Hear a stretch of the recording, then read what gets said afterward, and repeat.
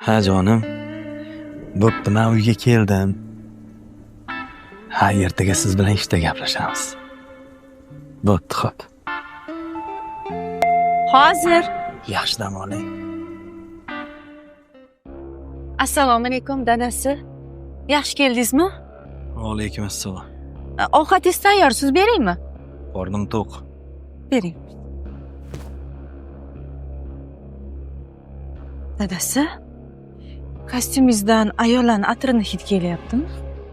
Menga qara.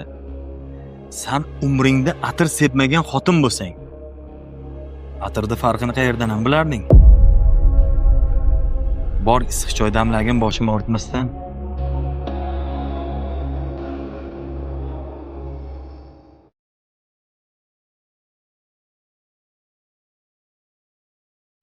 Nariroq o'tirgan ustingdan yog'ni hidi sasib yotibdi.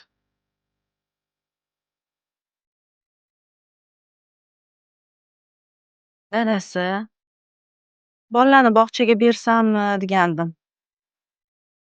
Bolalarni bog'chaga bersang, sen nima ish qilasan? Voy, miyamga zo'r bitta biznes g'oya kelgan. Seni ham tog' miyangga biznes g'oya keladimi? Nimaga unaqa deysiz?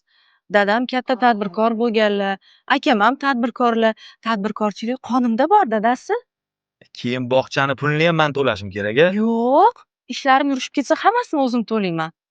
Faqat ruxsat bersangiz bo'ldi. Bilganing qil.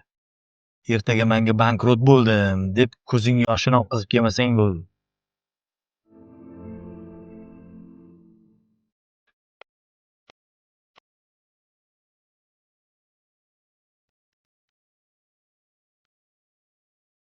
Dadasi, soat 2dan oshdi. Nimaga hali ham uxlamayapsiz? Yurist bilan gaplashdim. Ha, nima dedi? Kompaniyani qaytarishda iloji yo'q ekan. O'shanda sizga gapirganimda jahlingiz chiqdi. Butun boshli kompaniyani bitta kotibingizga ishonib qo'ydingiz. Muhrigacha berib qo'ydingiz. Uni olib kirgan qog'ozlariga qaramasdan, o'qimasdan turib qo'l qo'yib berdingiz. Mana oxiri nima bo'ldi? Hammasini o'zini nomiga rasmiylashtirib ketdi. Mayli, siqilmang. Nima bo'lsa yaxshilikka. Ha, aytgancha, ishlarim ancha yaxshi. Ish boshlaganimga ham 3 oydan oshdi. Biron marta bormadingiz. Ertaga majlisim bor, balki borarsiz. Xo'p. Borasizmi? So'z bering. So'z beraman. Hurmatli jamoa, biz mumkin ilovasi nima ekanligini odamlarga qisqa va lo'nda qilib tushuntirishimiz kerak.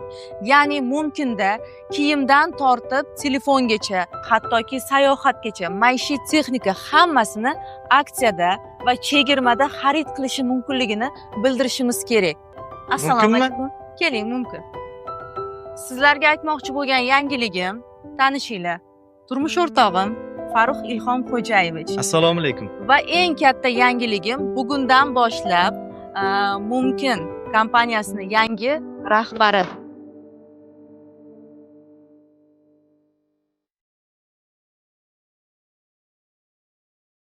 Qanaqa qilib? Sanchi? Men sizga kotiba bo'laman. Aldamaydigan kotiba.